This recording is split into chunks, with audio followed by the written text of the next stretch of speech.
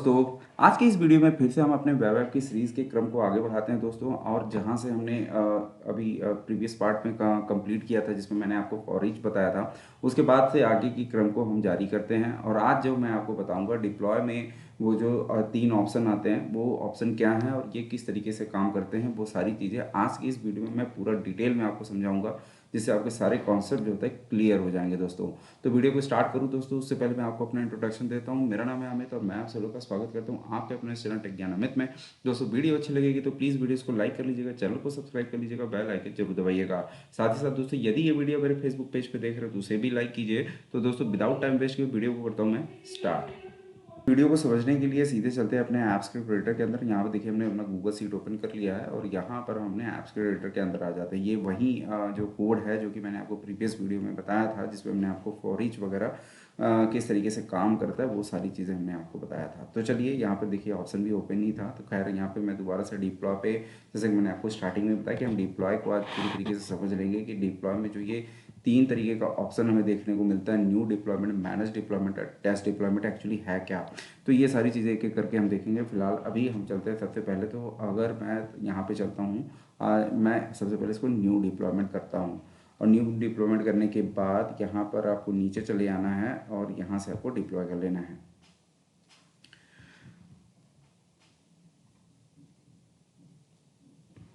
Deploy करने के बाद यहाँ पर नीचे अगर आप आएंगे तो आपको एक यूआरएल मिल जाता है। इस यूआरएल पे आपको क्लिक कर लेना है, तो आप जो है यहाँ पे आ जाएंगे, जिसमें हमने वही ड्रॉप डाउन बनाया था फॉर ईच की मदद से, शोले, गुमनाम, गजनी और तेजाब। अब देखिए, होता क्या है कि अगर हम चले अपने ऐप्स के क्रिएटर के अंदर और यहाँ से हम डन करते हैं, तो सबसे पहला जो ऑप्शन है न्यू डिप्लॉयमेंट जो है, ये क्या है, ये कैसे काम करता है, पहले इसको मैं समझाता हूँ आपको। सबसे पहले चलते हैं, उसके बाद चलते हैं मतलब अपना code.js में आता हूँ। और मान लीजिए यहाँ पर, जैसे कि अभी मान लीजिए यहाँ पे हमने ब्राउज़र पे ये डेटा हमने शो करवा दिया, जो कि अभी जब डिप्लॉय किया तो हमको जितना भी प्रीवियस जो डेटा था वो हमें यहाँ पे दिख रहा है।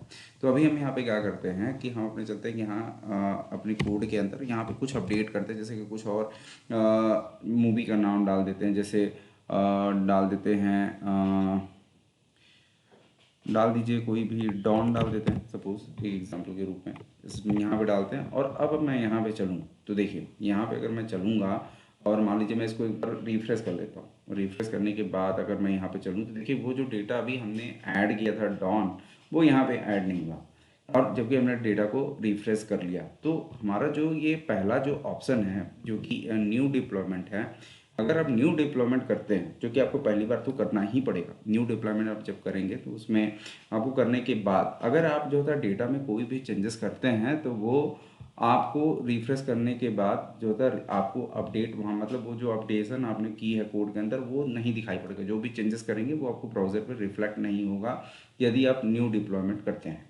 ठीक है, तो अब यहाँ पर अब इसके बाद जो होता है, ये तो आप क्लियर हो गया कि न्यू डिप्लॉयमेंट का काम पहली बार आपको जब आप डिप्लॉय करेंगे तो आपको न्यू डिप्लॉयमेंट करना है। और न्यू डिप्लॉयमेंट मान लीजिए अगर यहाँ पे आप करते हैं, तो एक चीज़, कुछ ऑप्शंस भी मैं आपको दिखा देता हूँ कि जो एक्चुअली इसके अंदर ऑप्शंस आते हैं। न्यू डिप्लॉयमेंट में अगर आप यहाँ पे आते हैं तो कुछ ऑप्शंस भी आपको देखने को मिलता है, जैसे कि अगर यहाँ पे आपकी ईमेल आईडी होगी। दूसरी बात, यहाँ पे अगर हु हैज़ एक्सेस, अगर मान लीजिए आपने जो है कोई भी वेब एप्लीकेशंस बनाया है, तो यहाँ पे कुछ ऑप्शंस मिलते हैं आपको, जैसे ओनली माई सेल्फ, की आप ही इसको इस्तेमाल करना चाहते हैं तो आप ओनली माई सेल्फ, जो कि बाय डिफ़ॉल्ट रहता ही है। अगर आप जो है ऐसा किसी डोमेन पे बना रहे हो कि ये जो वेब ऐप है वो केवल उसी डोमेन पे चले, तो any one with in the, जो भी आपका डोमेन नेम होगा वो होगा यहाँ पे, तो ये वाला ऑप्शन आपको चेक मार्क कर देना, सेकंड वाला। उसके बाद यहाँ पे थर्ड वाला ऑप्शन है कि आप जो भी वेब एप्लीकेशन बना रहे हैं, वो जो होता है गूगल का जो अकाउंट वाला बंदा होगा वहीं एक्सेस कर सकता है, तो आप थर्ड वाले ऑप्शन को सेलेक्ट करेंगे। उसके बाद यहाँ नीचे जब आप चले आएंगे तो एनी वन है। एनी वन का मतलब हो गया कि ये जो वेब एप्लीकेशन आप बना रहे हैं वो कोई भी एक्सेस कर ले, तो उसके लिए आपको यहाँ पे करना पड़ेगा एनी वन। तो हम यहाँ पे फिलहाल हमें किसी को देना नहीं है, तो हम इसको ओनली माई सेल्फ पे ही रहने देते हैं। और फिर से आप यहाँ पे डिप्लॉयमेंट पे क्लिक कर देंगे। ठीक है, डिप्लॉयमेंट क्लिक कर देने के बाद सेम वहीं आपको यूआरएल मिलेगा जो कि अभी आप यहाँ पे देख रहे थे। तो हमें जो था यहाँ पे कुछ करना नहीं है, हम इसको कर देंगे क्लोज यहाँ से। तो अब यहाँ पे आपको आई होप ये क्लियर हो चुका होगा न्यू डिप्लॉयमेंट का क्या प्रोसेस है। अब हम चलते हैं नेक्स्ट डिप्लॉयमेंट पे। जैसे कि मैंने आपको बताया कि अगर आप जाके कोड में कुछ भी चेंजेस कर देते हैं, तो न्यू डिप्लॉयमेंट करने के बाद अगर यहाँ पर अगर मैं इसको जो होता है यहाँ जैसे काट देता हूँ अभी, जैसे क्योंकि यहाँ पे हमने रिफ्रेश किया तो अपडेट नहीं हुआ, लेकिन जैसे मैं यहाँ न्यू डिप्लॉयमेंट में गया था, सॉरी डिप्लॉय में गया और यहाँ से अगर मैंने न्यू डिप्लॉयमेंट जो किया था तो वो मैं आपको दिखाना चाह रहा हूँ। अगर मैं न्यू डिप्लॉय करूँगा और यहाँ से फिर से डिप्लॉय पे क्लिक करूँगा तो जो आपका नेक्स्ट जो यूआरएल जनरेट होगा ये वाला, तो ये अगर आप इस पे जो होता है क्लिक करेंगे, मतलब आपने जब अपडेट किया तो उसके लिए आपके पास नया लिंक आ गया, और उस नए लिंक पर जब आप जो नया डिप्लॉय करेंगे तो वो वाला जो अपडेट किया होगा अपने कोड के अंदर वो विजिबल होगा। तो इस तरीके से क्या हो रहा है कि आप जितनी बार अपडेट करेंगे आपको अपने यूआरएल को भी चेंज करना पड़ रहा है।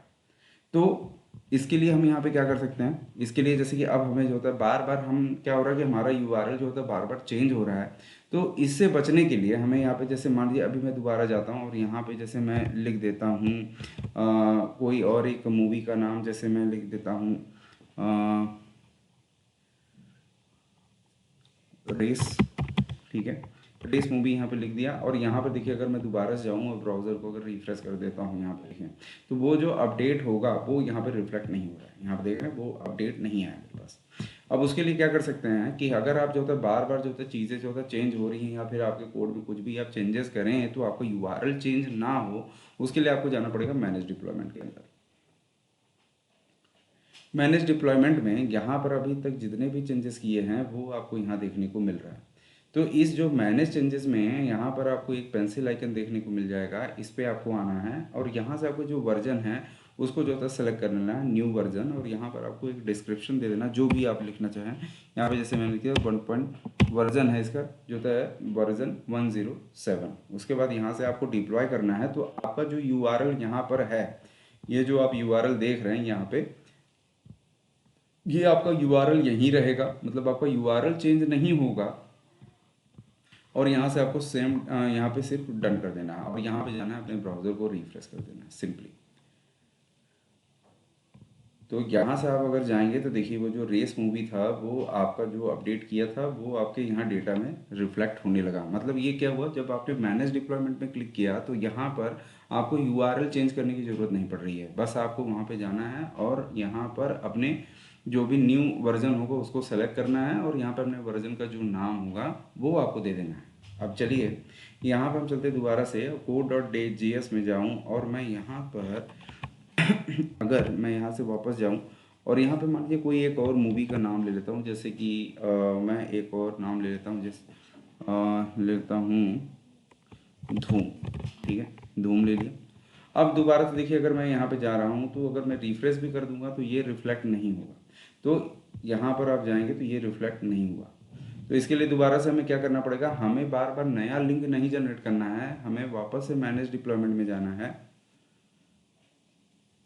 और यहाँ पर जो पेंसिल आइकन आपको देखने को मिल रहा है इस पे जा करके फिर से आपको न्यू वर्जन सेलेक्ट करना है और इस बार अपने वर्जन का नाम आप यहाँ पे डिस्क्रिप्शन जो है वर्जन का वो चेंज कर देना है यहाँ पे। तो हमने अपना वर्जन जो होता है यहाँ पे चेंज किया और डिप्लॉय कर दिया।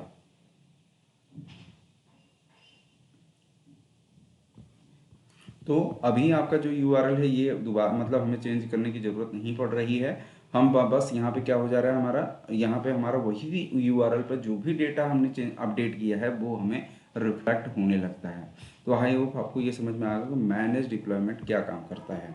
अब इसमें एक और ऑप्शन है जो कि मैं आपको बता दूं कि अगर यहाँ पर जितना भी मैनेज डिप्लॉयमेंट में अगर आप जाएंगे तो यहाँ पर एक ऑप्शन आपको मिलता है, यहाँ कर्सर क्लिक करेंगे तो आर्काइव डिप्लॉयमेंट। आर्काइव डिप्लॉयमेंट का हमें इस्तेमाल क्यों करना पड़ता है कि जब आप एक से अधिक जो होता है यूआरएल आपने जनरेट कर लिया है तो वो क्या होता है कि आप जब आपके आपको कहने का मतलब होता है कि जब मल्टीपल यूआरएल जनरेट हो जाते हैं अननेसेसरी, तो हमें जब डेटा को जो होता है एक व्यू से दूसरे व्यू में स्विच करना पड़ता है, एक पेज से दूसरे पेज पर रिडायरेक्ट करता है, तो कभी कभी ये सब प्रॉब्लम्स करते हैं। वैसे मेरा खुद का ये एक्सपीरियंस है, मैं आपके साथ शेयर कर रहा हूँ क्योंकि ये चीज़ काफ़ी प्रॉब्लम करती है जब मल्टीपल यूआरएल्स आ जाते हैं। तो इन सब चीज़ों से बचने के लिए हम जो होता है अननेसेसरी जो यूआरएल हैं उनको हम आर्काइव कर देते हैं। आर्काइव करने से होता क्या है कि ये जो यूआरएल हैं जो कि यहाँ पर अगर आप जाएंगे नीचे मैं आपको दिखाऊं तो इसका जो यूआरएल है ये कुछ इस तरीके से है। अगर आप यहाँ पे जाएंगे तो देखिए लास्ट में आ रहा है D2RQ। अगर मैं यहाँ पे आपको लेके जाऊँ तो देखिए D2RQ है। अगर मैं जस्ट नीचे वाला अगर सेलेक्ट करूँ और इस पे जो होता है लाइक कर्सर लेके आऊँ तो यहाँ पे भी देखिए सेम ही यूआरएल है D2RQ, लेकिन बीच में कहीं चेंजेस होंगे। यहाँ पे जरूर नहीं है कि D2RQ होगा, लेकिन चेंजेस हो सकते हैं। अगर मैं नीचे लेके आऊँ आपको तो देखिए D2RQ ही आ रहा है, लेकिन बीच में कहीं ना कुछ होगा। तो ये अननेसेसरी जो यूआरएल्स हैं, एक्चुअली क्या है, हमने पहले भी इस पे किया है ना, तो हो सकता है ये सेम यूआरएल हो। लेकिन हमें क्या करना है कि जो ये अननेसेसरी हैं इनको हमें आर्काइव कर देना है। आर्काइव कर देने से क्या होंगे, ये जो अननेसेसरी जो लिंक यहाँ पे हमारे पास यूआरएल मिल रहे हैं वो क्या होंगे, काम नहीं करेंगे। तो यहाँ पे आपको डन कर देना है। जितने भी आपके पास अननेसेसरी जो भी आपने डिप्लॉयमेंट किया हुआ है इनको आर्काइव कर देना है। तो यहाँ पे अगर आप जाएंगे आर्काइव पे, यहाँ पे अगर आप सेलेक्ट करके अपना जो भी नाम होगा आपने आपके यहाँ पे इसका जो नाम होगा उसको सेलेक्ट करना है, देन आर्काइव पे क्लिक करना है। तो देखिए यहाँ लिखा भी है, are you sure you want to archive the deployment untitled upon archiving any URLs or other published on जो होता है आर्टिफैक्ट्स विल स्टॉप वर्किंग। तो इससे क्या होगा, वो काम करना बंद कर देगा। To redeploy go to archive section of the manage deployment. तो अगर आपको दोबारा से इसको मतलब इसको हटाना है आर्काइव से, तो वहाँ पर दोबारा से ये ऑप्शन आपको जो होता है यहीं पर आपको जाना पड़ेगा डिप्लॉयमेंट के अंदर, मैनेज डिप्लॉयमेंट के अंदर।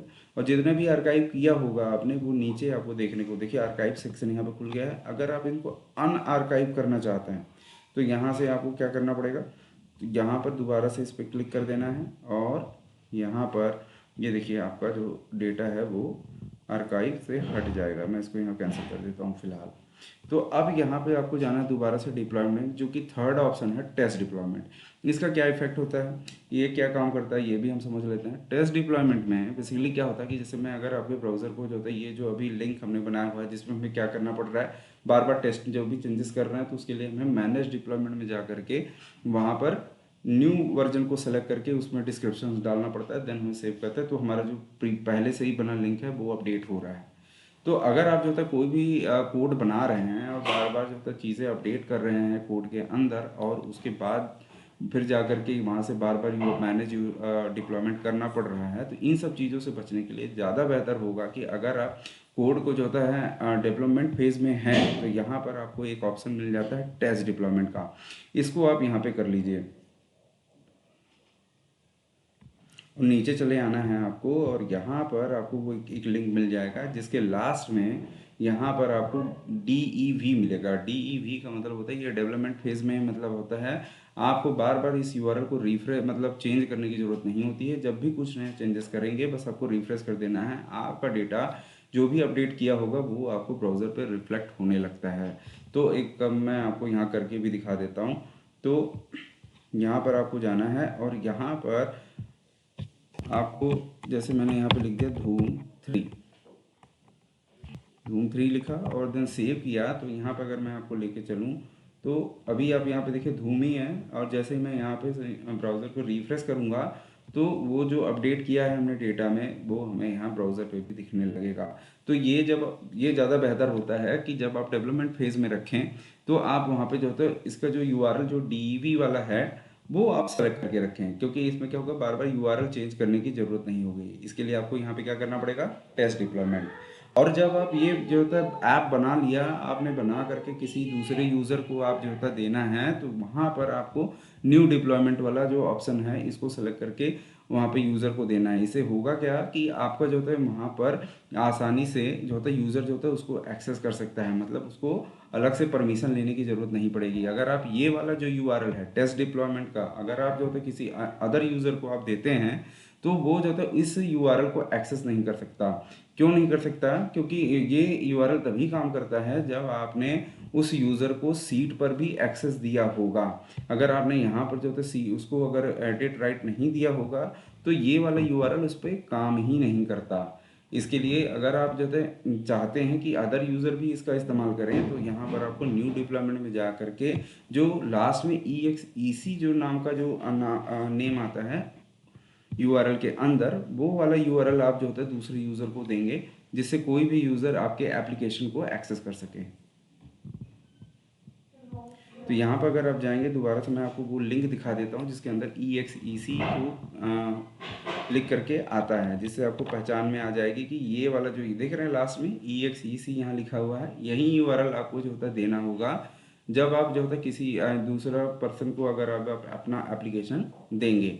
ये जो डीवी वाला जो यूआरएल होता है, ये बेसिकली आपको टेस्टिंग के लिए दिया जाता है कि आप जो भी कोड जो होता है चेंज मैंने अपडेट कर रहे हैं, कुछ भी आप डेवलपमेंट कर रहे हैं, तो बार बार यूआरएल चेंज करने की ज़रूरत ना पड़े। आप बस ब्राउज़र में जो भी चेंजेस कर रहे हैं रिफ्रेश कर लें और ब्राउज़र में आपको विजिबल हो जाए। और आपको किसी को देना है तो वहाँ पर EXEC वाला दीजिएगा। आई होप आपको ये समझ में आ गया होगा। मैंने पूरी कोशिश की आपको समझाने की। मिलते हैं अगली वीडियो में, तब तक के लिए नमस्कार।